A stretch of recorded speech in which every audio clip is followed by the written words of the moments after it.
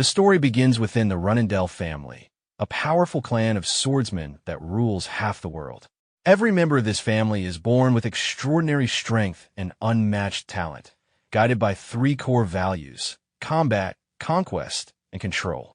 These principles form the foundation of their dominance, and strength alone decides one's worth. Jin Runendell, the youngest son of the family, took part in the grand selection ceremony where each child's future path was determined. He chose the patriarch's sword, Barasada, a symbol of leadership. Everyone believed this choice marked him as the one destined to become the next patriarch. Even his father found it fascinating, confident that Jin's life would be filled with success and recognition. But reality was harsh. Jin lacked the natural swordsmanship talent that defined the Runendell family. Despite his lineage, he could not match the skill or strength of his siblings. Soon, he was branded a disgrace, ridiculed by others, and mocked for his efforts. His brothers found amusement in his struggles, treating his training as a joke. They saw him as unworthy of the Barasada and the Runendell name. Their scorn often turned physical, knocking him down whenever he tried to defend himself. They considered his persistence meaningless and claimed his efforts would never change anything. No matter how many times he was humiliated or hurt, Jin never retaliated. Instead, he silently endured, holding on to a faint hope that if he worked hard enough, he might someday earn the trust and acknowledgement of his family. Eventually, that hope was crushed. Jin was abandoned and cast out, left to live as a vagrant. Yet fate had other plans. Wandering aimlessly, he crossed paths with a teacher who saw something hidden within him, a different kind of strength. Jin discovered that he could wield magic, a forbidden art in his clan. This power, unseen by others, became his new path. 3 years passed.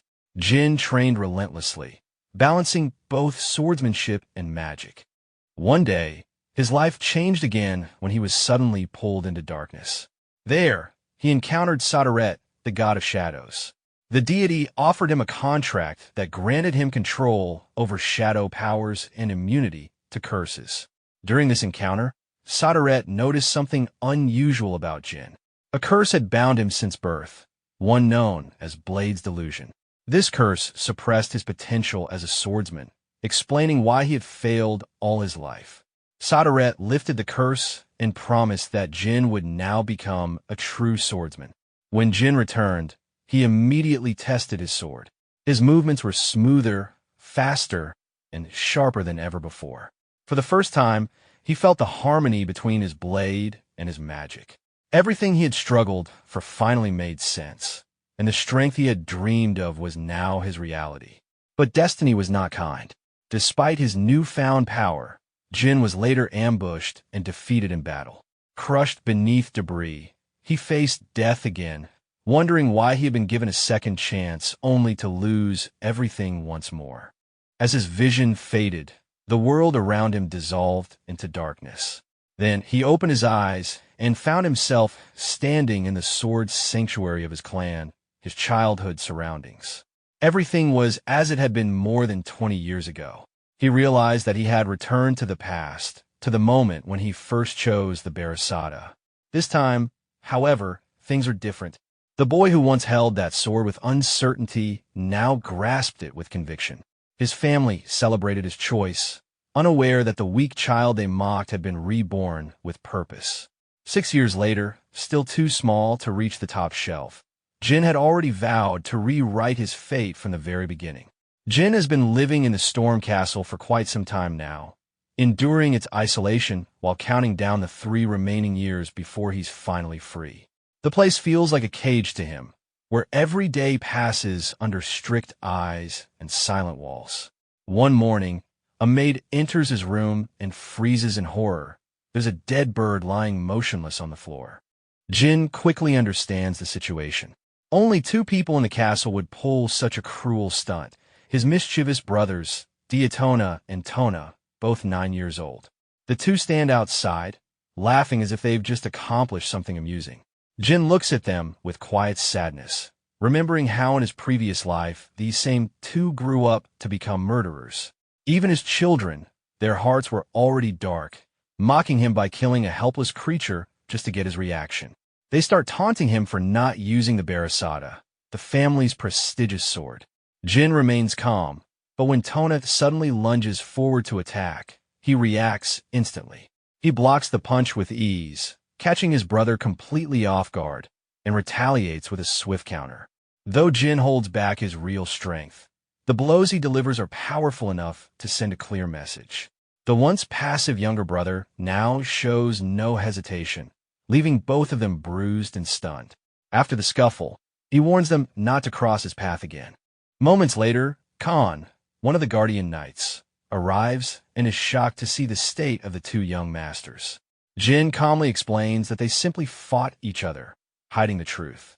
Khan, although doubtful, suggests taking them to a doctor, but Jin refuses and instead orders that they be left exposed to the heavy storm outside, a harsh punishment meant to teach them the weight of their actions. Khan obeys but senses something dark emanating from Jin, a strange, almost sinister aura. It makes him suspect that the young master might have used mana. Realizing the truth behind the brothers' defeat, Khan decides to report everything to the Patriarch. Back in the Storm Castle, Jin notices Khan leaving to make his report and understands what's happening. He knows the knight must have sensed the use of Shadow Force, the power granted to him through his contract with the God of Darkness. This confirms that even after returning to the past, his shadow powers remain active, keeping him free from the curse that once crippled his swordsmanship. With that realization, he feels relief. In this life, he will not be remembered as the weakest swordsman. However, he soon faces a new challenge, a confrontation with his father, the Patriarch. After hearing Khan's report, the Patriarch orders the flag bearers to assemble, summoning 200 knights of the Runendell family. His return to the Storm Castle is nothing short of legendary. Mary, one of the flag bearers, is surprised by the sudden command, while her comrade Dia speculates that it might involve Jin. They had been in the middle of an intense battle when the order came, leaving everyone confused about why the Patriarch would summon them over a child. Luna, another flag bearer, signals them to stay silent, but curiosity lingers. None of them understand the real reason behind the Patriarch's interest in Jin. At the castle, a maid informs Jin about his father's arrival. He quietly wonders what exactly Khan reported. He suspects his father must have sensed something different about the energy he used, something beyond both mana and aura. He knows this meeting will determine whether his mysterious power will be seen as a blessing or a threat to the clan. The Patriarch, Kirin Runendell, arrives with his knights, his presence alone commanding silence. His sword gleams with authority as he immediately orders that Diatona and Tona be brought before him. When questioned about their behavior, the two try to twist the story, claiming that Jin attacked them with a strange, magic-like power. Their attempt to manipulate the situation fails. Kirin's expression remains cold and unmoved. He dismisses their excuses, warning that such weakness and deceit have no place in the family. After addressing them, he demands Jin's presence. Standing before his father, Jin faces the man who represents absolute strength, Kirin Runendell, the Patriarch, a divine star knight whose power reaches near godhood. His immense strength has stripped him of most human emotions, leaving only ambition for the family's greatness. In his previous life, Jin had never earned his father's approval and was treated as insignificant. But this time, standing before him again, things are no longer the same. In this life, Jin walks with confidence, no longer the timid boy who once bowed his head in shame. When he enters the hall, the flag bearers turn their attention toward him, surprised by the composure in his stride. He kneels before his father, the mighty Patriarch, Kirin Runendell. The Patriarch questions why his son addresses him formally as Patriarch instead of father. Jin respectfully explains that it feels proper to use a title that reflects both authority and reverence. Impressed by his tone, Kirin proceeds to test him with the same question he had asked his brothers. Frustrated, yet composed, Jin responds that their mistake lies in revenge itself. He quotes the family's creed, that vengeance must always be carried out, regardless of who stands in the way. His answer silences the hall. With a wave of his hand, Kirin orders the knights and flag bearers to leave. The soldiers exchange stunned glances, realizing that Jin has passed his father's test. Mary, one of the flag bearers and Jin's elder sister, looks on with pride, finding it remarkable that her younger brother has earned a private audience with their father. Once the room empties, Kieran's attention sharpens. He brings up the topic of magic, reminding Jin that sorcery hinders true mastery of the sword. His voice turns stern as he demands to know the source of his son's power, warning that punishment awaits if the answer involves mana. Jin thinks quickly. He knows that revealing the god of darkness as the source would lead to disaster. Instead, he claims not to fully understand his power and decides to demonstrate it instead. As the energy fills the room, Kieran's eyes widen in recognition. The power Jin wields is Shadow Force, the same energy once used by the founding patriarch of their clan. Astonished, he realizes that his son can command both the sacred sword Barasada and the forbidden shadows. Curious, Kieran begins to speak of history long forgotten. He reveals that Sadaret, the god of shadows, once forged a pact with Tamar, the clan's first patriarch, granting the Runindels immense growth. After Tamar's death, Sadaret vanished, never again offering his strength to anyone, until now. Intrigued by this revelation, Jin asks if the god of shadows is stronger than even his father. Kieran pauses, then admits he does not know, as he has never faced a god in battle. Yet his tone carries a quiet confidence, one that only the strongest man in the world could hold. The patriarch even allows himself a faint smile, appreciating his son's curiosity and resolve. He then asks how Jin intends to use his newfound power. At first, Jin answers that he will use it for the prosperity of the clan. Kieran laughs at the dishonesty, having already seen through his son's nature. He knows the boy is cunning and ruthless, the same child who beat his brothers and left them to face a storm as punishment. Recognizing the futility of pretending, Jin admits that he intends to use the Shadow Force for himself. Instead of being angered, Kieran praises this honesty. He acknowledges the boy's ambition and decides to watch his growth closely. The meeting ends with a sense of mutual understanding. Jin leaves exhausted but satisfied, relieved that he no longer needs to hide his abilities. That night, memories of his past life resurface, of how invisible he once felt. This time, though, everything is different. His efforts are being noticed, and his strength no longer mocked. Later, Mary visits him, carrying a box as a gift. Inside lies the burning heart of a phoenix, a bizarre yet powerful offering.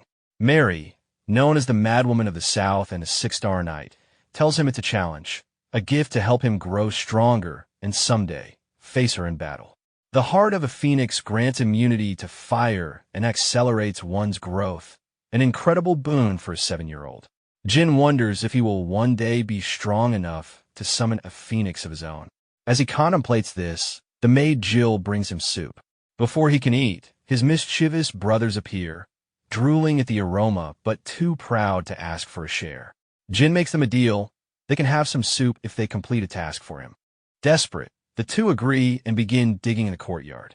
Unaware of what they're uncovering, they eventually find a sealed chamber buried beneath the earth. By the time they return, dirty and exhausted, Jin has already eaten most of the soup, leaving only a tiny spoonful behind as their reward. Meanwhile, Jin visits the spot they unearthed. Using his mana, he breaks through the remaining barrier, revealing an ancient hidden chamber, the secret library of the Runindel clan. This place had been forbidden to him in his past life, reserved only for the flag bearers. Inside, countless relics and records from fallen enemies are preserved. Remembering a passcode he once learned from Dais in his previous life, Jin chants the words to enter. The door opens, and he steps into the dark, silent hall. There, he discovers a mysterious figure preserved in a capsule, a being with scales and an aura that feels both ancient and powerful. The realization strikes him. This is Muraken, the dark dragon defeated by the first patriarch long ago. Standing before the legendary creature, Jin begins to explore the archives, searching for knowledge about the Kungan clan. The ancient language proves difficult to read, but instead of risking exposure by taking the books, he decides to copy their contents by hand. Day after day, Jin returns, quietly studying and transcribing the texts at home, determined to uncover every secret that the Runindel family once hid from him. One quiet day in the Storm Castle, Jin's routine was interrupted by an unexpected visitor. Someone had entered the library at a strange hour, and it turned out to be no ordinary person. The one who appeared was Muraken, the dark dragon who had long been in slumber. His sudden awakening startled Jin, though he tried his best to stay composed, knowing this creature was once an ally of the clan. Trying to be respectful, Jin referred to him as Dragon, but that only angered Muraken. The ancient being lashed out in frustration, insulted by how far he had fallen, from a being of immense power to a mere guardian for the Runkendels. Muraken grumbled bitterly about his current state, but his awakening wasn't without reason. He had sensed something strange from the boy, a faint trace of shadow force. When Muraken examined Jin more closely, he was stunned. That dark energy could only belong to the contractor of Sadaret, the god of darkness. There was no doubt about it. Jin was the new contractor.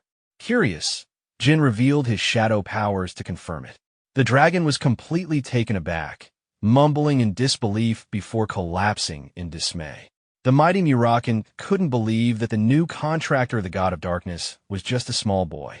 Realizing there was no escaping fate, Muraken admitted that he had once made an oath with Sadaret, binding him to serve the god's next contractor, which now turned out to be Jin. He didn't go into details, deciding to explain everything later. Instead, he properly introduced himself in his true form, revealing his massive, shadowy dragon body, the last descendant of the shadows and the sworn servant of Sadaret. Jin respectfully introduced himself as the youngest member of the Runcandle clan. The mountain where the Storm Castle stood was actually named after Muraken himself, the same dragon who had once ruled the skies for millennia before losing a fateful battle to the first patriarch of the clan. That fight wasn't born of hatred. It was a destined clash between two beings bound by divine contracts. People had long wondered what happened to the dark dragon after that battle. Few knew he had been sleeping beneath the castle all this time. Now awake, Muraken had once again found his purpose, to serve Jin as his guardian. In his human form, he spent time talking with the boy, answering his endless questions and teaching him about the old world. Jin continued visiting the library for months after Muraken's awakening. He was especially curious about the battle between Muraken and the first patriarch, Timar. But Muraken could barely remember the details, brushing it off with a laugh and preferring to focus on his new favorite discovery, strawberry pies. Despite his forgetfulness, he admired Jin's persistence in studying the ancient books, something no other child would have the patience for. When Jin humbly called himself average compared to his powerful siblings and parents, Muraken disagreed. He told the boy that even Timar, the legendary founder himself, couldn't have grasped the knowledge Jin now studied at such a young age. Timar's strength had come not from reading, but from raw instinct and willpower. Muraken assured Jin that he possessed the same extraordinary talent, and that, with time and training, he could rise to stand beside or even surpass the legendary flames of Timar. Muraken, wanting to keep Jin motivated, begins telling him more about Sadaret. He reveals that the god of shadows is also known as Sadaret the Infinite, a being whose power knows no limits. This means that Jin's potential as the god's contractor could reach unimaginable heights. To nurture that potential, Muraken decides to teach the boy a vital technique, the Shadow Force Release.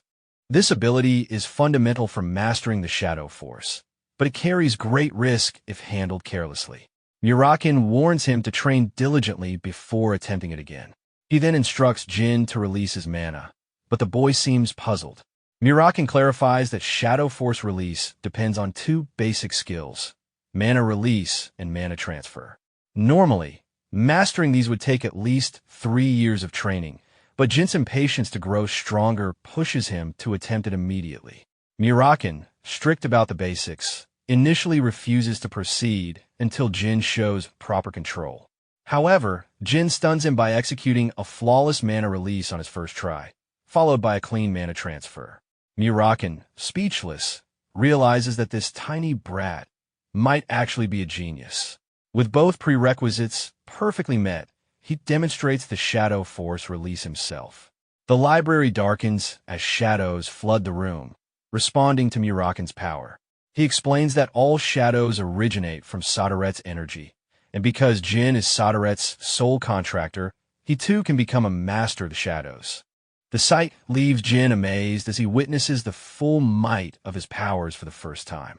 Meanwhile, far from the castle, Luna, one of the Run-Candle flag bearers, nears the end of her mission. Surrounded by the remains of defeated monsters, she estimates it will take another 4 months to finish.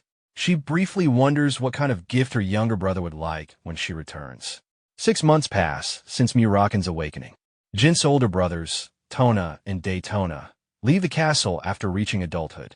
On his 9th birthday, the young master receives a celebration cake from Jill, who insists everyone should enjoy together.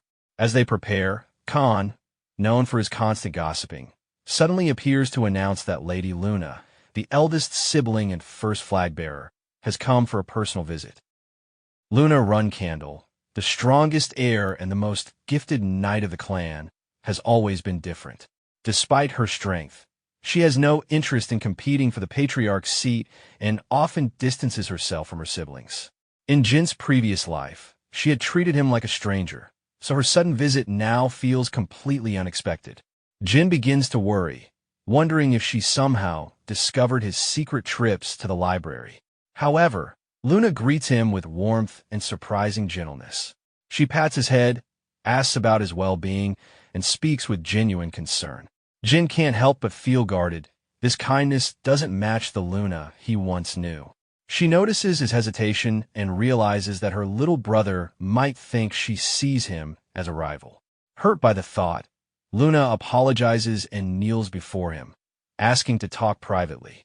When they are alone, Luna explains that she hurried back because their siblings have started watching Jin closely ever since his sudden rise in status. She fears they might act against him once he leaves the safety of the Storm Castle. She confesses that she despises the clan's cruel traditions, where even family ties are secondary to ambition. Hearing this, Jin finally understands why Luna abandoned her pursuit of the patriarch's position, something she never revealed in his past life. He admits that he won't back down, no matter the threat. Luna insists that her advice isn't meant to discourage him, only to protect him. When Jin mentions that he's already faced one assassination attempt, Luna's calm demeanor vanishes. Her aura flares with fury at the thought that someone dared to harm her brother within their own home. She demands to know the attacker's name, but Jin assures her he's fine and that he doesn't know who it was. Relieved yet still angry, Luna embraces her brother tightly, apologizing for the family's endless conflicts. Jin, feeling the warmth of genuine care for the first time, is quietly moved by her compassion. Not wanting to spoil his birthday mood, Luna presents him with a gift, a beautiful blue pendant, a rare moment of affection between siblings in a family built on rivalry. Luna instructs Jin to turn around and shows him the blue pendant she gave him. The necklace holds a powerful ability. Once shattered, it can summon Luna to his aid in dangerous situations. She gives it to him not only as a birthday gift, but as a safeguard, wanting him to be protected whenever trouble arises. They share a warm, heartfelt celebration before she must return to her duties, bidding him farewell. Later, Jin visits the library wearing the pendant, which surprises Muraken. The dragon recognizes it as a legendary treasure that once belonged to the demon beast king, a relic many had risked their lives to claim. The pendant not only enhances its wearer's abilities, but also grants immunity against weak spells. Jin explains its origins and realizes that Luna likely sensed Muraken's presence all along, but kept it a secret out of care for him. Muraken confirms this, understanding the trust and support Luna places in her little brother. Over the past years, Jin's early life, which he once expected to be slow and uneventful, had been full of growth and opportunity. He received rare gifts, honed his skills, and formed important relationships, things his previous self could only dream of. On his 10th birthday, he sparred with Khan, the guardian knight, demonstrating extraordinary strength for his age. Khan, impressed, recognized why the patriarch had maintained a close interest in Jin and paid him respect as his final mentor before the boy left the Storm Castle. Jin had also begun to feel the effects of Mary's gift, the Phoenix Heart, which gradually made him immune to flames. With his powers steadily taking effect, he prepared to leave the castle the following day. Jill packed his books for the journey, and he requested his usual strawberry pie as a snack. Arriving at the secret library to meet Murakin one last time, Jin wondered how they would maintain contact. Murakin, though currently weakened, reassured him that as Jin grew stronger, the dragon would recover in parallel. He planned to maintain a powerful hallucination of himself to deceive any onlookers until Jin reached adulthood. The dragon also enjoyed the treat Jin brought, delighted by the prospect of strawberry pie and the chance to celebrate. As Jin prepared to leave for the family estate, Jill reminded him that life would become far busier and she might not always be able to serve him personally. Guardian Knights Jerome and Holt arrived to escort him on the journey. It was the end of the 18th century as Jin departed the Storm Castle, heading toward the Garden of Swords. Heavy snowfall slowed their progress, preventing portal use. Suddenly, the carriage halted abruptly, and Jerome and Holt warned Jin to stay inside as an unexpected obstacle appeared ahead. The carriage ride quickly turns into chaos as it comes under attack. Jill, confident in the strength of the 7-star knights assigned to protect them, initially believes they can handle the threat. But Jin quickly notices something amiss. The attackers outnumber the knights 20-1, and it becomes clear that the guardians themselves have betrayed them. Realizing the danger, he orders an immediate escape. Jill unleashes her full power, shielding Jin as the carriage explodes, and they narrowly evade destruction. Jill wishes to take responsibility for the incident, but Jin insists there are more pressing matters. The attackers may not be what they seem. Some could even be allies posing as enemies. Observing the situation, Jin is surprised that they allowed him to escape, raising suspicions about their true intentions. It turns out that powerful factions, including the Yuta clan, the sorcerers of the Mel Kingdom, and the Black Mercenary Group, are all present to ensure his safety. Vice Captain Murka arrives to personally oversee Jin's protection, while the two imposter knights, posing as Jerome and Holtz, struggle against the superior forces. Jin, cold and calculating, commands action. Jill moves with astonishing speed, cutting down one imposter and crippling the other by severing both arms. Despite being a maid, Jill proves herself a formidable 7-star martial artist, far exceeding the expectations of anyone who underestimated her. The limbless imposter, shocked, warns that the age of the Runendells will end. Surprisingly, Jin agrees. He acknowledges that his ambitions serve his own growth rather than the clan's. The imposter reveals his affiliation with the Zayla Sorcerer clan, a rival faction that has opposed the Runkendells for over a millennium. Following the death of Timar, they had imposed strict prohibitions on magic within the Runkendell family. The attacker is merely a pawn in a much larger scheme. Jin lets Jill handle the prisoner and reflects on the attack, concluding that it was likely the work of a Zeal extremist, not the clan itself. He thanks Vice Captain Murka for saving them, showing an unusual level of maturity and strategic thinking for a 10-year-old. Murka, astonished, recognizes the boy's ambition and instructs his men to treat Jin with the respect he deserves. With the immediate threat neutralized, they continue their journey on foot, heading toward the nearest village, a 2-hour trek. Jin ensures Jill is not blamed, knowing even a highly skilled knight like Khan was deceived. The young master's reflections drift to the past. Jill had always been his devoted caretaker, even in his first life, remaining loyal and protective despite his perceived lack of talent. She had suffered unjustly because of him, yet never once blamed him and had even apologized for any perceived failures. In that moment, Jin realizes that Jill is the only truly devoted person he has ever known. Jin makes sure Jill understands her importance, emphasizing that she is the only person he trusts for his protection. Jill reflects on his words, realizing he only scolded her to prevent unnecessary guilt, and she resolves to perform at her best. Upon arriving at the village inn, Jin senses that the transfigurator Buber Gaston might be involved. Known for his extreme dragon-based transformations, Buber caused massive chaos in the world before his capture in Jin's previous life. The boy contemplates whether to recruit him this time, though his schemes had nearly led to Jin's assassination before. Exhausted from training, Jin falls asleep while Jill tucks him in. When he wakes, he notices an annoying cat at his window, which he quickly realizes is Muraken in disguise. The dragon, frustrated at being followed, hisses and storms inside, accidentally tripping over the desk. Jill bursts in, ready to attack, but halts when she recognizes the intruder, the very dragon she had been baking pies for. Jin introduces Muraken as the guardian dragon of the clan, explaining their secret bond and the source of his powers, emphasizing that it must remain hidden. Jill, impressed and supportive, cautiously considers relying on Muraken despite his clumsiness.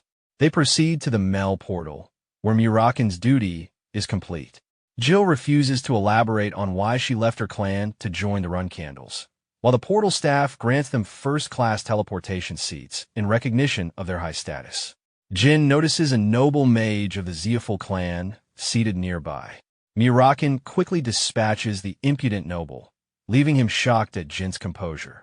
Another noble, Veridine, approaches, offering friendship, but Jin recalls that his men had nearly attacked Veridine's group previously. Jin responds with playful provocation, though he clarifies his intent, impressing and unnerving Veridine simultaneously. The young boy asserts that their fathers, both powerful figures, would never escalate a children's quarrel into war. Veridine admires Jin's boldness, but recognizes the potential complications of befriending him, opting instead to treat him as a lifelong rival. Jin, intrigued by the chaotic nature of the Zeoful clan, prepares for the teleportation. As the portal activates, he reflects on the challenges and alliances ahead, ready to face the next stage of his journey. Before teleportation ends, Veridine expresses excitement at the thought of meeting Jin again, but the boy remains stoic, unwilling to give him that chance. Once arrived, Petrov, the second assistant butler, welcomes him to the Garden of Swords, the sanctum of blades reserved for the most prestigious Runindel family members. Weapons marked here represent the pinnacle of honor. In his previous life, Jin had aimed for the same recognition, but failed due to naivety and weakness. Now, with cunning and skill, he anticipates navigating the household more effectively. Jin meets his mother, Rosa Runindel, while Sarone notices the cat he brought, instantly sensing the boy's pride in claiming it. Jin names the cat Kitty Runindel, much to the disdain of his brothers, but he explains he wants to take responsibility for it. By giving the cat his family name, he commits to defending it, and anyone who harms it will face his wrath. The patriarch appreciates his decisiveness, hoping the older siblings stay vigilant and do not underestimate him. 4 years later, Jin is now 14 and a 2-star knight. After finishing a training session with Garen, he prepares to train with Luna. Preferring solitude, he eats lunch with his cats instead of his family. Velop, a meek cadet soon to be expelled, serves him. Though Velop is weak and has low grades, Jin encourages him to take pride in his abilities, reminding him that being a Runindel cadet is an achievement in itself. Jin reflects on the tragic future of a peer, Philip, and vows to help him survive and thrive this time. Training with Luna intensifies. She instructs him to use his mind's eye, a high-level meditation skill usually reserved for 7-star knights, while restricting aura use. Though initially confused, Jin trusts her guidance and heightens his focus. Luna notes his extraordinary concentration, predicting he will unlock even greater power soon. The story then shifts to a critical sparring session. Jin faces the top 10 cadets, needing victory to enter the intermediate class. His friend Velop, nervous, watches as Jin defeats 8 fighters in succession. His biggest concern is Mesa Milcano, the top-ranked cadet, whose skill has noticeably improved. Jin chooses to use simple, precise moves, forcing Mesa to realize he is being underestimated. Angered by this, she launches a more powerful assault, determined to defeat the young master. Mesa lunges with everything she has, aiming for a decisive strike, but Jin anticipates her move and shatters her blade mid-attack, securing victory. Mesa is stunned. He had struck the same spot multiple times, yet Jin's precision was unmatched. Their strength and stamina were comparable, but it was Jin's accuracy that made the difference. Mesa vows to train harder to impress him in their next encounter. Having overcome all 10 cadets, Jin instills a sense of hopelessness in the remaining fighters. He defeats the final cadet quickly, completing the challenge and earning a spot in the intermediate class for the following year, where he will receive proper training from a true Runendell. Yet even after this, Jin calls out Velop for a final spar. Nervous and introverted, Velop hesitates, but Jin insists, warning that pretending now will cost him in the future. Velop fidgets onto the battlefield, unsure of his abilities, while Jin plans to push him to his limits. The fight begins, and though Velop blocks Jin's powerful attack, he struggles under the onslaught. Jin gives him no mercy, testing his resilience and skill. Slowly, Velop's true potential awakens. A golden aura envelopes him, amplifying his attacks. Mesa warns Garen that Jin's life could be in danger, but the boy insists the duel remains secret so Velop can unlock his full power. Velop strikes with everything he has, shattering Jin's blade. Despite this, Jin counterattacks, capturing Velop in a headlock. Then, unexpectedly, he releases him, a gesture of mercy. Jin explains his intent. He wants Velop to grow strong, not to dominate him. In their clan, kindness alone isn't enough to survive. Jin encourages Velop to protect his beliefs and get along with others through strength. Later, Jin fetches lunch for both of them, showing care beyond just martial skill. Khan reports this act of consideration to Seer, who is proud of his son and ready to assign Jin his first mission.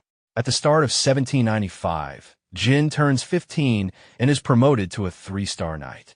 He gets a brief break from training as the intermediate class prepares to use real swords, handcrafted for each cadet. Luna eagerly joins him to help select his weapon.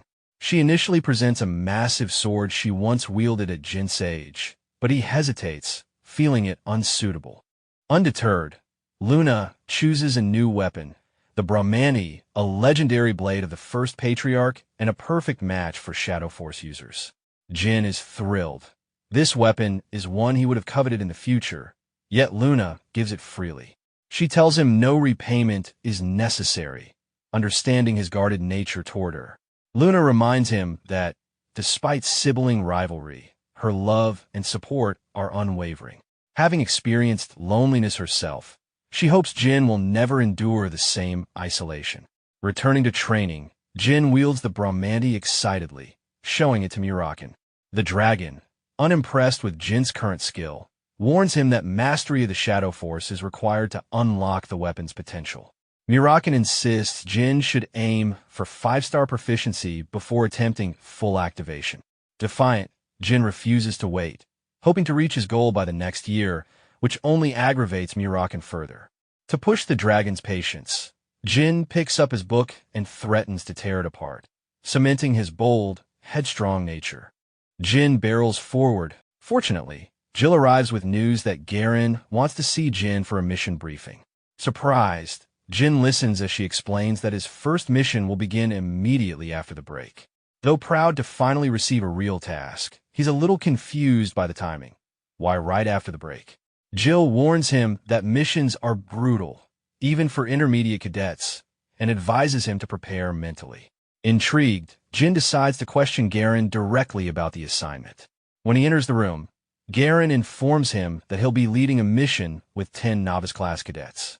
They'll be split into groups of 2 and sent to scout the border area of the John Kingdom, a location far too dangerous for beginners. The task feels suspicious to Jin. Such a mission should never involve novices. He wonders if his father is behind these harsh conditions and whether Velop might somehow be connected. Still, Jin accepts the challenge without hesitation, determined to prove that his resolve and skill can withstand any test. 4 days later, the team sets out on their mission to rescue Simberbill of the Bill family. They set up camp near the border and begin their operations, exchanging reports daily through rotating groups. As team leader, Jin enforces discipline but ensures everyone rests when needed to keep their strength up.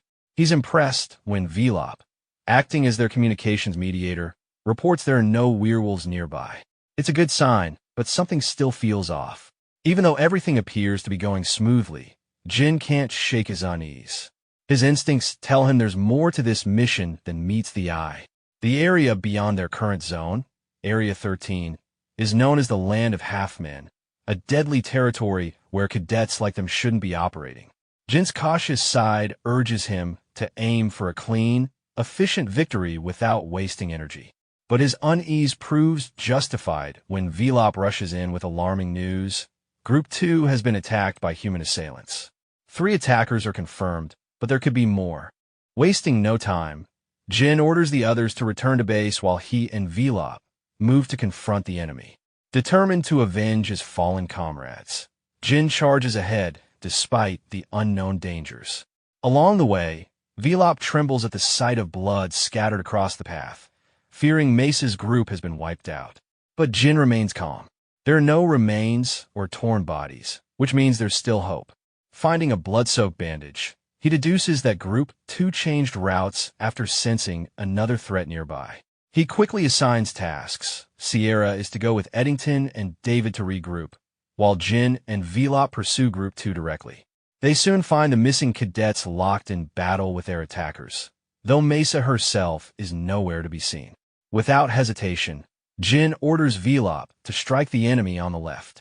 Channeling Shadow Force through his weapon, Jin's blade gleams with dark power as he lunges forward, instantly killing one of the assailants. Velop attacks the second, but Jin finishes him from behind with a clean slash, ending the fight in seconds. Interrogating the last surviving attacker, Jin demands to know Mesa's whereabouts. His expression turns cold as he gives the man 2 options, both leading to his death. Terrified, the assailant confesses that they belong to the Kinsalo faction, a terrorist group that once disguised themselves as revolutionaries to assassinate the king of the John Kingdom. Their true goal, however, is world domination. When Jin presses for details, the man admits he doesn't know much. He's just a pawn, but there's a nearby base housing 20 martial artists and sorcerers. As for Mesa, the attackers were ordered to kidnap female cadets for political leverage. After extracting all the information he can, Jin ends the man's life without hesitation, unwilling to show mercy to those who threaten his clan. An hour passes since Mesa's abduction. Jin tells his team to recover and request reinforcements, but he has already made up his mind. He'll infiltrate the enemy base alone. His comrades try to stop him, insisting it's suicide to face 20 opponents, but Jin silences them. He's the leader, and it's his duty to protect his people.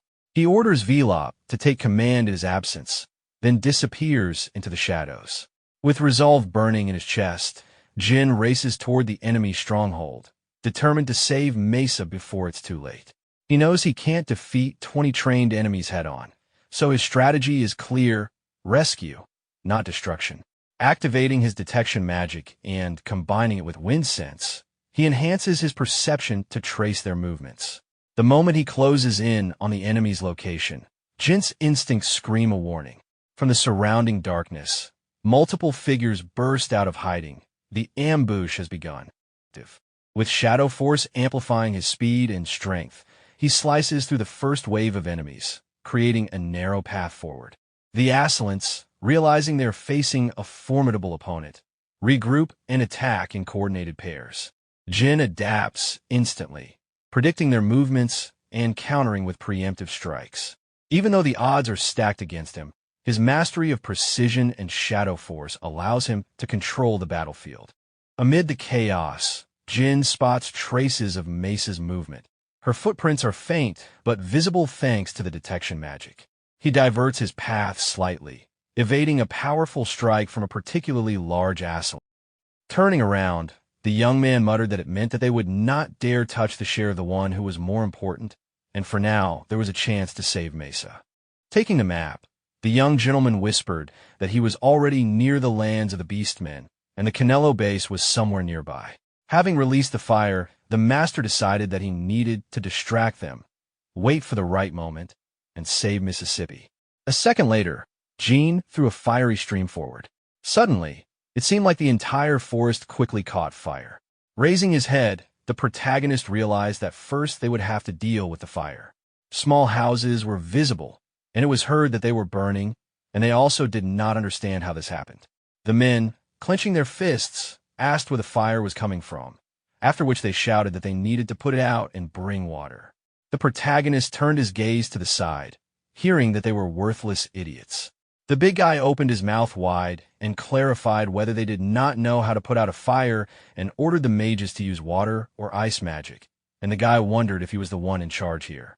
A moment later, the young man ran behind the house, and an appeal to the boss was heard that they were not succeeding. The man, frowning furiously, asked if they thought a fire could even start in such weather and explained that it was definitely started by someone. The big man looked back in confusion. An unusual glow was visible in the distance, and the villagers were shouting that they needed to quickly bring the mages. Taking the keys, the young gentleman muttered that this was great because now he could get inside.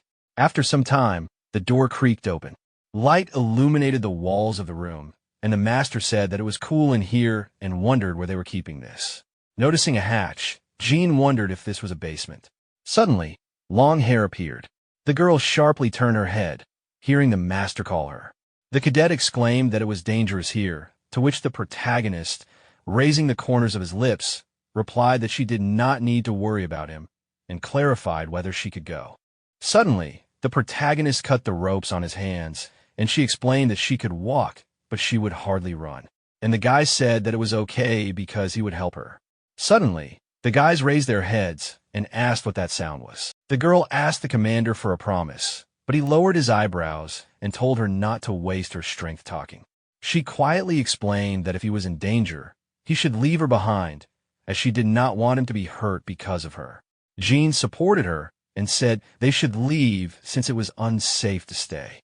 As they stepped out of the ruins, Jean noticed claw marks on the ground and assumed that beastmen had been there. The girl turned her head slightly, looking uncertain, when a shadow appeared nearby. A beast emerged from the darkness, gripping his weapon. It was from the White Wolf tribe. Mesa said she would draw the creature's attention, asking Jean to escape, but she was attacked from behind before she could act. The enemy spoke, calling them useless and unworthy. Jean listened silently and admitted to himself that it was his fault. Standing straight, he identified himself as the son of Shurin and asked the beast to give his name. The wolf replied that he recognized him as a descendant of the Rankindel family. A few days earlier, at the Rankindel estate, Jean's sword had been surrounded by shadow energy. Miran had struck him lightly and told him that awakening the sword too soon would poison him. He was warned not to attempt it until he was ready. Jean gave a short acknowledgement and continued his training. Back in the present, Jean steadied his weapon. The wolf introduced himself as a warrior from the Trua family of the White Wolf tribe. Kido mentioned that their tribe was known for battle, and that a grown White Wolf was at least a 6th-rank warrior. The fight began.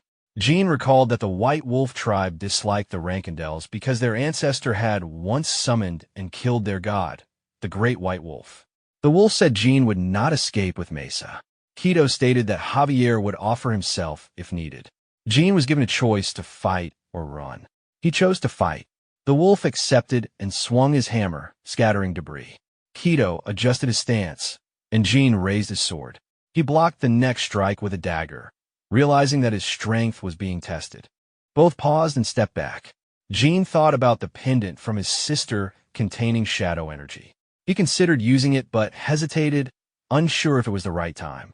A faint magical seal appeared before him, but he knew that even 4th-tier magic would not affect his opponent. Looking around the ruins, he realized that if traces of mana were discovered, his use of forbidden energy would be revealed, and he could be expelled from his family. The weapon struck the ground, and Jean understood that there was no turning back. He raised his sword, bracing himself against the force of the attack.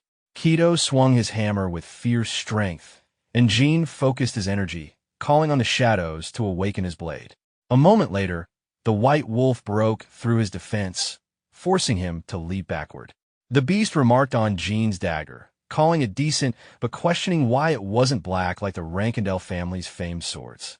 A large hammer came crashing down toward Jean, showing that the wolf was far stronger than expected. As the beast approached, Jean wiped the sweat from his face, recalling the sensation he felt when first trying to awaken his sword. He heard the enemy declare that it was over. Suddenly, his blade began to glow faintly. The White Wolf shouted that both Jean and his weapon would be sacrificed to Javier, but Jean steadied his mind, Realizing this was the moment he needed to remember everything. They both advanced quickly. Kito's eyes narrowed as chains of dark energy bound him, and he muttered that he couldn't see anything. A dark aura burst from Jin's sword, illuminating the space. Jin finally understood why the Rankindel swords were known for their black hue. The beast collapsed, defeated, and Jin acknowledged the outcome quietly. After the battle, Jin stood amid the thick bushes, exhausted and breathing heavily. His vision blurred, and he could faintly hear voices calling him weak and disgraceful. A figure approached, Moran, reminding him of the warning not to awaken the sword before it was ready, as the shadow energy would poison him. Miran told him to rise, that failure was not an option. Struggling, Jin pushed himself up. A magical shell formed around him, and he realized he had to control and release the shadow energy. The power surrounding him was unstable, but he tried to calm himself. When he placed his hand on his chest, the pain faded, though the sensation was strange. His body hadn't changed, but he could feel the energy of the shadows moving within him. Jin managed to stand and decided he needed to find Mesa and leave the ruins. As he searched, he noticed movement among the debris. A blond man appeared, trembling and pleading not to be harmed. Jin asked if he was from Canelo, but the man denied it, introducing himself as Simber from the Kingdom of Jin. Recognizing him, Jin replied that he had been sent to locate him. Simber, moved to tears, expressed joy at meeting a Rankindel, while Jin brushed it off, saying he was only fulfilling his duty. As they walked, Jin asked how Simber had been captured, believing he had only gone missing. Simber explained that he had gone to find the woman he loved. When Jin asked if they planned to escape together, Simber replied no, saying she had died 2 years ago. Jin was taken aback as Simber described how everything about her, her face, voice, and even the birthmarks on her hand, was exactly as before. He admitted it might sound irrational, but he was certain it was her. Jin lowered his gaze, suspecting that this could be the work of B.R. Bear, someone capable of creating perfect imitations. He noticed an unfamiliar emblem on the ground and considered that the kidnappers might have targeted Simber for money. Yet, the coincidence seemed too strong, and he wondered if B.R. Bear and Canelo were connected. The last time Jin had seen B.R. Bear was when he was 10 years old. He decided he needed to meet him again to uncover the truth. Looking toward the distance, Jin thought about how B.R. Bear's atelier was located in the capital of the Carano Principality. He resolved to visit when he advanced to the next group. Simber thanked him for listening, and Jin told him reinforcements would soon arrive, so they should return. Simber asked if Jin had called for the guard knights, and Jin quietly confirmed that he had, both for the mission and for him. Back at the estate, the aftermath was subdued. Jill offered a bath and care. Murakin scolded him about using the pendant recklessly and reminded him of the danger of shadow poisoning. Jin listened, acknowledged the risk, and accepted the need to recover. Word of the encounter spread quietly through the clan. A 5-star cadet had faced a white wolf warrior and survived by igniting the heart of his blade. The result raised questions rather than answers, and Jin set his focus on training, on hiding the sources of his power, and on following the next steps his family would require. The brothers looked disheartened, calling the situation terrible. Mu smiled faintly and asked what they were whispering about, wondering if they were scared of what would happen once the youngest joined their group. Though the brothers denied it, Anna caught on and told them not to lie to their older sister. Turning her gaze aside, she added that she despised lies so much that it made her want to rip out their tongues. Terrified, the brothers admitted their fear, and the 9th standard bearer asked if they wanted her help. When they asked how, she explained that they could make use of the new situation, not to miss their chance, and even take their slaves if needed. Soon after, the advanced group appeared, a place where strength ruled and both 3rd and 5th rank knights trained under the same roof. The atmosphere was fierce, and the warriors stood ready for competition. Jin noticed how the new recruits were mixed with veterans who had trained there for a decade. The senior female cadets began choosing younger ones to serve as their subordinates, practically slaves, and Jin quietly explained that this was their system. Those chosen would be shown their place. The girls encouraged the younger ones to prove themselves and put the new member in his place, which made the brothers grin. Anna warned them with a smirk that if they couldn't handle it, they'd better brace themselves. After the first task was completed, Jean was officially moved into the advanced group, his shadow energy now at the 4th rank. As he wiped his neck with a towel, he reflected that if he wanted to master it properly, he needed to reach the 6th rank in fencing within 5 years. He understood that knights of the 6th rank were skilled swordsmen, 7th rank knights were true masters, and only those who achieved the 8th rank and beyond were considered rare talents. Across the continent of 2 million people, barely 100 had reached the 9th or 10th rank. Thinking of his father, Jean remembered that only one man had gone even further, the Star Knight. Clenching his fist, he resolved that in this life, he would become a Star Knight too, perhaps even surpassing his father. Later, inside the mansion, a girl holding a pen allowed him to enter. When Jean asked if his mother had called him, Rose confirmed it. Sitting elegantly, the lady of the Rankendell house smiled slightly, saying she had heard about his success and was pleased with his results. Opening a book, she continued as Jean thanked her. Her expression grew serious as she mentioned his refusal to move into another room. Rose explained that the chamber he declined was one reserved only for the child destined to become the next ruler, a room that had been vacant since Joshua's youth. She told him it was time he took it. Jean, keeping calm, thanked her but declined again. His mother asked why, and he answered that despite how nice the room was, it was still just 4 walls, too grand and too luxurious for him. She pressed further, asking if he truly did not wish to live there, and Jean, with quiet resolve, said that he had already made up his mind. Rose tapped the table lightly and dismissed him. As he left, she rested her chin on her hand, wondering whether her youngest son lacked greed or had far too much of it. In her thoughts, she pictured Jean standing surrounded by blades, realizing that the room she offered was meant for the heir of the Rankendell family. She knew that accepting it would bring power and influence, but also jealousy and danger. Closing her eyes, Rose acknowledged that he likely understood this was her way of testing him. She decided to wait and see how he would perform in the intermediate class from here on. After some time, Jean stood with his hands on his hips and announced that starting tomorrow, they would be transferred to the intermediate training class, which was divided into several factions. The cadets listened carefully as he explained that their group would be entering a place filled with territorial disputes and constant aggression. Still, he assured them that they had nothing to fear since he would not stand by if something happened. He added that once he gained full control of the intermediate class, such problems would disappear entirely. Until then, he instructed everyone to move in groups of 3, even outside training sessions, and not to act alone. The group acknowledged his orders without hesitation. Under the daylight sky, Zed stood before a crowd of warriors, hands behind his back, and told them to pay attention. He announced that 10 new recruits had been accepted this year, while 27 had dropped out. The cadets listened nervously as he explained that the newcomers would gain experience under mentors in the intermediate class, emphasizing that he would only teach them swordsmanship and assess their abilities. The senior member of the Rankendell family added that every other problem, except for murder, had to be handled independently. Jean thought about this quietly, his lips pressed together. Zed then raised his voice, repeating that Rankendell did not need weaklings, a chant quickly echoed by the other cadets until the training grounds were filled with shouts. Jean sighed inwardly, realizing that the display was meant to intimidate them. Looking around, he noticed the twin brothers among the crowd and recognized a veteran warrior standing behind them, someone clearly beyond their ability to handle alone. He assumed they had gained the support of Mu and Anna, their sisters. Observing the situation, Jean understood that they were attempting to scare the new recruits, but he intended to make them see who they were really dealing with.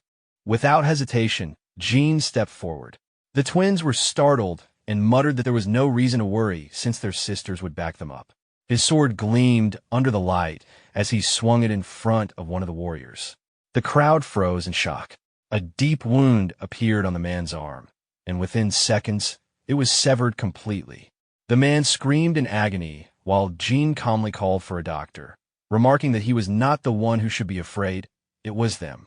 Daytona, stunned, asked if he had lost his mind. Jean, sweating slightly, turned to the wounded cadet and asked for his name. After receiving an answer, he questioned whether the boy understood why he had cut off his hand. The cadet drew his sword, shouting for him to fight again. Jin turned toward the brothers and said he was speaking to Kajin, promising to accept the duel later and telling them to stay quiet. Kajin's instructor shouted angrily, demanding how Jin could behave like that after crippling his student.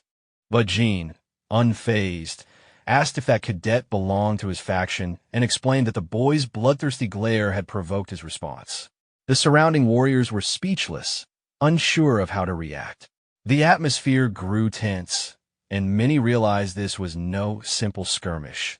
It was the start of a struggle for dominance. Zed clenched his jaw and muttered that Jin had given a fitting response to those who tried to suppress him. Meanwhile, the injured Kajin writhed in pain. The elder member of the Rankindel family noted that thanks to the twins' interference, the cadet's place in their faction was now secure. Shurin, Jin's younger brother, explained that Jin's actions weren't unpredictable, but rather a bold move tied to Rankindel's long-standing tradition of power contests. Jin stood before the crowd and ordered the recruits to listen. He told them they could challenge him or attack suddenly if they wished, but if he saw even the slightest sign of hostility, he would retaliate without hesitation. The recruits stiffened, sweat beading on their foreheads. Just then, a voice called out, identifying him as the 13th and youngest son, his eyes glowing red, and demanded to know if Jin truly believed he could act this way before him. Jin answered plainly that he did. When asked why, he calmly explained that he was certain his real fight wouldn't be against the twins, but against him. The crowd fell silent, shocked by his words, as Zed raised a hand, a magical flash sparking to life between his fingers. He repeated the question, asking if Jin truly intended to fight him, remarking that it sounded quite interesting. His tone hardened as he ordered Jin to explain himself, warning that depending on his answer, he could lose his head right there. Jin met the threat with narrowed eyes. Though his cheek was bruised and his breath measured, he stayed calm. Closing his eyes briefly, he remarked that the elder was resorting to intimidation inside a classroom, using his unique technique in front of the students. The air trembled as Zed attacked, the weight of his strike creating a sharp gust that rippled through the room. Jin stood his ground, silently enduring the impact. Chiron clenched his teeth and asked if Jin disliked how the students were being frightened and had caused this commotion because of it. Jin quietly confirmed that, aside from that point, everything else was as said. His honesty startled the watching cadets. Zed lowered his sword slightly and asked why he had chosen to wound another cadet instead of simply issuing a challenge. Jin explained that he had done it because he could not defeat Zed yet, and if he had believed he could win, he would have attacked him directly instead of Kajin or the twins. The Elder Knight's grip on his weapon tightened as he questioned whether Jin valued his life too little or was depending too much on his position as the Patriarch's son. Jin calmly denied both, saying that standing by just because his opponent was stronger wasn't how a Rankindel should act. Zed regarded him in silence for a moment before noting that while life might fade quickly, honor would last far longer. The elder's brothers exchanged confused glances. Then Zed broke into laughter, calling Jin's boldness foolish but impressive. Placing his hand on his side, he declared that his nephew had proved himself worthy of the Rankindel name and allowed him to continue.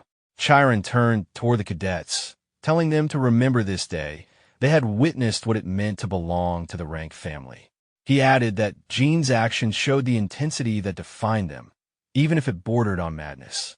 Clenching his fist, he reminded the students to keep fighting and never forget who they were. Zed dismissed them, saying their training would begin the next day. The boys agreed reluctantly, tension still heavy in the air. As Hayden voiced his frustration, Jin turned away and offered advice to his brothers, reminding them that they were more afraid of their older siblings now and asking whether that would remain true in the future. They lowered their heads, while a nearby mage quietly advised them to focus on what lay ahead rather than dwell on the moment. Later, when Jin returned home, the nanny greeted him in surprise at his early arrival. He set his sword down on the sofa and confirmed it. Calling for the maid, he explained that he had declared a battle for dominance against the twins. Jill froze in disbelief. He reasoned that Moo and Anna, their older sisters, were likely backing them, and the nanny asked if it was true he had challenged both at once. Jean answered yes.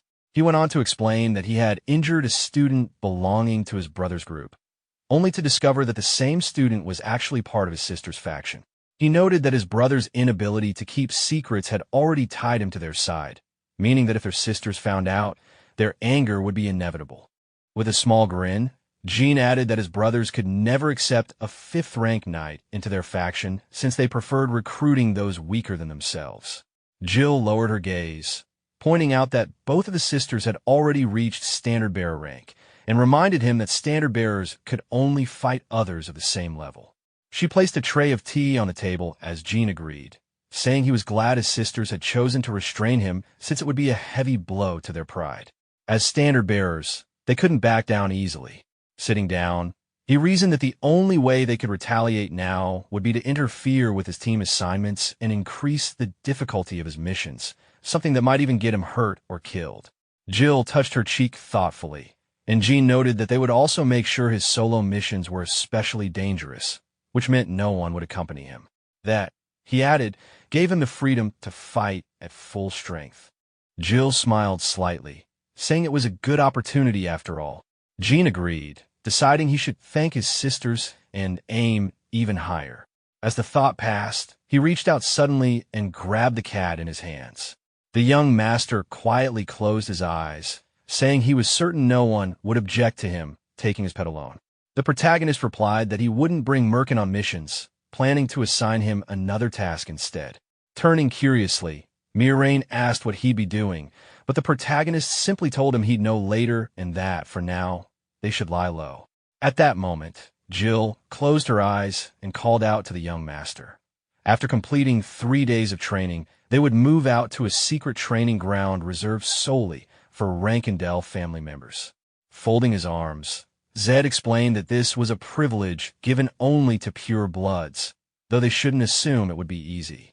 The brothers straightened their expressions as Zed continued, saying their family's swordsmanship was rooted in destructive power. It was about fighting, winning, wielding, and reflecting their nature in every strike. He noted that while there was no fixed definition to it, there existed secret techniques accessible only to standard bearers. Jean quietly observed that their sisters must be behind this sudden activity. Closing his eyes, the younger brother Chiron explained that Rankindel fencing had no fixed form, whether in foot position or stance, and that this was what set them apart from other families. Their uncle asked if they knew the reason, to which one cadet raised his hand and answered that it was because of their family's unique physical abilities and natural talent. Zed nodded in approval, and Zed stated that being born into their bloodline meant inheriting a strength beyond ordinary imagination. Even if they lacked refinement, he said, their level still surpassed that of others. Smiling faintly, the 8th-rank knight added that this natural advantage was why learning came so easily to them. Lifting a heavy object, Zed told them that each would now receive a steel ball. Jean's eyes widened as he examined it. Inside were strange metallic parts. Setting one on the table, Zed explained that it was a pure stone that emitted a ringing sound when struck. He then warned them to listen carefully, as they would hear 3 types of sounds. Raising his sword, Zed struck the steel ball. The sharp clang echoed, and the boys flinched, closing their eyes at the unpleasant vibration. Their uncle asked if they were dissatisfied, then swung again, sending out a deeper, stronger tone. Haytona grimaced loudly, and Zed commented that, as they could tell, the sound varied based on the strength of the strike. If too weak, the tone was dull and lifeless, but with the right balance of power, it became clear and beautiful. Lowering his hands, Jean realized that the true purpose of the exercise was precision. Every perfect sound represented focus, will, endurance, and control. The simplicity of the method suited their family's physical power perfectly. Still, as he looked around, Jean thought that hitting a piece of steel seemed too plain for Rankindel training. Zed's expression shifted as he warned them the last sound was next. Jean picked up the iron ball. Puzzled, he heard a faint rattling within it. Zed swung his sword again, and in that instant, Jean understood there were steel fragments inside. His instinct screamed. Reaching out, he yelled for his brothers to get down. The steel ball cracked. A blinding flash, followed by a thunderous explosion, filled the room. White smoke covered everything. Lying on the ground, Jean exhaled heavily while Haytona, dazed, touched his head, unsure what had happened. Zed's voice broke the silence, asking if the youngest had a good reaction. Lowering his blade, he explained calmly that striking too hard would always end like this. The 8th-rank knight smiled faintly, saying they had learned the lesson and that training would begin now. He noted with pride that they were the first since Luna to escape unscathed. As they stood up, Chiron thoughtfully remarked that most of their siblings have been trained by Zed, so this intense start was just tradition. He added that he hadn't expected anyone else to survive it without injury. Jean raised a hand, asking how Luna had avoided being harmed. Zed closed his eyes, saying Jean might be disappointed to hear it, though at least it seemed to irritate his brothers. Jean accepted that calmly. With a faint magical shimmer surrounding him, Zed explained that Luna hadn't dodged at all. She took the explosion head-on and was so strong that she hadn't received even a scratch. Cover her face as firelight flickered across the room. Zed rested his sword against the floor, saying that, regardless, it was time to begin proper training. Pointing downward, he instructed them to keep striking until they could create a clean, resonant tone at any time and under any condition. All three nodded in acknowledgement. As daylight filtered through the high windows, a maid entered with a soft smile, greeting the young lady. Thanking her, the girl accepted the cup of tea the nanny placed before her. After a pause, the nanny recalled something the girl had said earlier, something about danger within the family, and quietly asked if she truly believed that someone in the Rankindel household wanted to kill. Settled into a chair and calmly mentioned that he suspected the young ladies Mia and Anna. Based on how closely they'd tried to monitor the protagonist, he believed they might be involved. Luna agreed that it seemed possible, but admitted she couldn't be sure if they were really reckless enough to attempt something so dangerous inside Boré Castle. She lowered her head, noting that it was forbidden to compete for inheritance against anyone residing within the castle walls. If their father ever discovered such an act, the entire family would be thrown into chaos and their lives would be in danger. The nanny turned slightly, asking whether there was a chance the young master had either lied or misunderstood the situation, and Luna explained that he'd only been 10 years old at the time, so both possibilities existed. Still, she added that the family had been investigating for 5 years without finding anything, which made it doubtful he had lied, and Luna recalled that he had been unusually cautious around her. The reflection in her cup showed her thoughtful face as she explained that it wasn't shyness, it was fear. He'd felt genuine danger in the air. The nanny wondered aloud if they should look deeper into Mia and Anna. Luna reached for her cup, saying she was more concerned by the lack of results after so many years. It felt unnerving, almost as if something was deliberately hidden. The maid admitted that she, too, was worried, fearing that the siblings might even harm Luna. Luna looked away and mentioned that she had already lived past her 30th birthday, implying that Nanny's concern might be unnecessary. Resting her chin on her hand, she quietly added that she only hoped her younger brother was doing well. The nanny asked if she was referring to Master Jed's training, and Luna confirmed it, explaining that he was experiencing the effects of her training methods aimed at strengthening the eyes and mind. She closed her eyes and murmured that the pure stone exercises were rough, but she was certain he was fonder. The next day, the scene shifted to the training grounds, where 4 hours had already passed. Jean frowned, realizing this session had gone on longer than any before. Exhaustion was setting in, and he found it unbearable. Zed finally announced a short break, allowing the cadets to catch their breath. Jean sat down and reflected that he had initially thought the training was meant to control strength and sharpen the mind, but now he understood it was about amplifying destructive power. He recalled how his uncle struck the pure stone so effortlessly and realized he still lacked the necessary physical force. Gripping his sword with both hands, he decided he needed to channel his aura more precisely, concentrating it until every strike produced the perfect tone. He reminded himself not to rush, If his brothers could do it in their past lives, so could he. Zed watched the group quietly. Hyona gritted his teeth, complaining about the break, while Zed noted that everyone was holding up better than expected.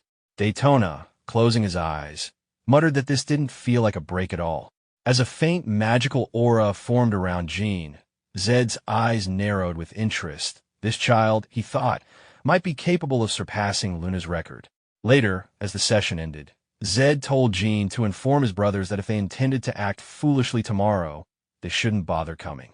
Jean nodded and walked off, while Zed thought about how the twins had lasted longer than expected and still displayed the qualities of true runkas. But his thoughts lingered on Jean. He clenched his fists, silently questioning why someone like that had to be the youngest. With a frustrated sigh, Zed muttered that if Jean had been born 10 years earlier, all the power of the Rankindel family might have gathered in his hands. It was, he thought, a great loss. A month later, the cadets assembled in the central square for their next stage of training. An informant stood before them and announced that the middle class had been given their first official missions. Those whose names were called were to step forward.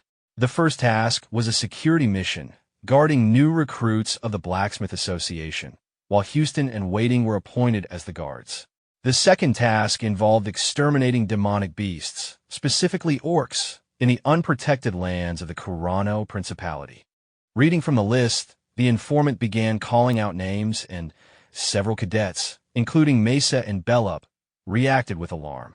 He explained that around 24 orcs had been sighted and needed to be wiped out. Since these creatures usually moved in small groups, the cadets were told to prepare mentally and give it their best effort. With that, the man concluded his announcement, wishing them all good luck, while Daytona turned to his partner, muttering that the group consisted entirely of new recruits, poor souls who would likely return half-dead.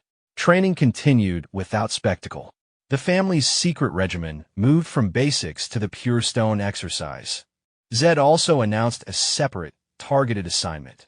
Jin was tasked with eliminating Alcaro, a noted companion of the Ice Palace's master, Talaris, a notorious figure based in a tower in the Western Sea and known for ruthless protection of her favorites. The target's location in the criminal district of Mummet and the political sensitivity of the client made the mission unusual and dangerous. Retrieving Alcaro had failed repeatedly, and the family preferred his removal to risking a larger scandal. Jin accepted the task without hesitation. He understood the risk. The Ice Palace operated outside normal clan politics and was formidable on its own. He also recognized the upside. Completing such a commission would test his abilities under pressure and force him to rely on his training and judgment. Zed approved the acceptance, noting Jin's directness and composure, and the clan prepared to move out. The man folded his arms and stated that they would depart in 2 days. The twins, surprised, asked if their younger brother was really going to Mummet. Zed replied that Jean had said he was ready, so there was no reason to stop him. He reminded them that training was suspended during missions and told the twins to make sure their personal training wouldn't interfere with their duties. They nodded in agreement. Hatton called out to Jean, who turned away slightly and asked what he wanted. The boy raised his fist, telling him that if he ever found himself cornered, he should reveal his identity as a member of the Rankindel family, assuring him that no one would dare touch him. Jean found it unexpected that they were concerned for him. The twins quickly clarified that they were only saying this so he wouldn't die before they had a chance to defeat him themselves. Striking the steel ball, Jean told them to decide who they liked more before he came back. Their expressions tensed as he added that they should figure out whether they preferred their sisters or their younger brother. The 8th rank knight called out to the twins, and they both turned in unison. As Jean walked away, the uncle explained that the younger one was trying to tell them not to oppose him. Zed added that they should listen if they wanted to live a peaceful life. 2 days later, Mesa approached Jean and asked if he was heading to Mummet. He confirmed it. She noticed that his hair looked different, and he explained that it was part of his disguise since he couldn't appear there as a Rankindel. A sword rested in its sheath as he mentioned that his mission was different from theirs and that he needed a separate teleportation gate. He asked if they were on an extermination mission, which they confirmed. Noticing their somber expressions, Jean asked if something was wrong. Mesa said everything was fine and that they had only come to see him off. He found their worry unnecessary, reminding them this wasn't the last time they would see each other. Still, he acknowledged that if things didn't go well, someone might not return. He told them that worrying wouldn't change anything and urged them to stay focused on their own task. As a bright light surrounded him, Jean told them not to waste energy on needless concern and that they would meet again. Bellup asked him to be careful, and he assured them they would see each other soon. Gilly commented that they were adorable, while Jean placed his hand on his sword and asked her to keep an eye on them. The black cat closed its eyes, boasting about its fine appearance, and Jean reminded it not to get caught or noticed. Gritting her teeth, Miran called Jean intolerable and warned him not to be careless despite his disguise. He dismissed her and told the cat to leave. The maid noted that Miriam hadn't arrived yet, so things would stay quiet for a while. Jean, taking hold of his horse's reins, told her to treat it as a short break and promised to bring back a souvenir. Jill folded her hands anxiously, admitting her concern since Jean's mission involved killing the lover of the mistress of the Ice Palace. She said she knew he wasn't an ordinary cadet, but reminded him that Mummet was a dangerous place. The nanny urged him to take care, and Jean replied that he would, smiling faintly as he departed. At the gates of the criminal district of Mummet, the archway stood tall, marking a territory filled with the most dangerous outlaws. Inside a crowded room, a large man burst in, shouting for everyone to welcome the newcomer, only for others to yell that it was Tonk, caught again. The hideout roared with laughter and noise as men raised their mugs of alcohol, celebrating his return. The big man threw an arm around a smaller thug, pulling him close. Watching quietly, Jean thought to himself that the rumors were true. Nothing good ever grew in this place. The hooligans in the inn reacted to the newcomer with hostility and curiosity. Jean tossed a coin, requested water and a light snack, and the bartender accepted the payment. The crowd called for a show. One of the rougher men demanded submission and ordered the newcomer to kneel. The moment escalated until a small blade appeared at a throat, and a bead of blood fell onto the table. Silence followed. Danger was present and immediate. Jean remained composed. He recalled his mentor's guidance about Mummet. Strength and a steady demeanor commanded respect. He accepted the plate and declined the offer of drugs, making clear his purpose was to find someone. A red-haired woman named Easter noted arrivals. Jean confirmed none matched his search. He asked about lodging and was directed to the Moonwell, an inn in the western quarter known for relative safety even in this district.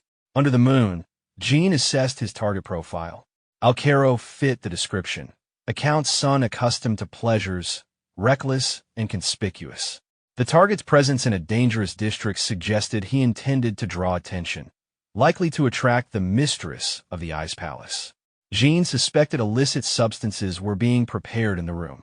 He left the tavern to survey the inn's layout, removed his hood, and watched the hall. Alcaro's behavior matched expectations. Loud, entitled, and guarded by competent escorts who appeared to be roughly rank 6. That level of protection indicated a straightforward tactical approach. Avoid a noisy public confrontation. Avoid poisoning because of local norms, and aim for a quiet, controlled removal in a private chamber. Jean planned a stealthy infiltration to isolate the target and exit without signs of clan magic or exposing his identity. As he monitored patrol routes and guard rotations, a woman arrived with a protective retinue.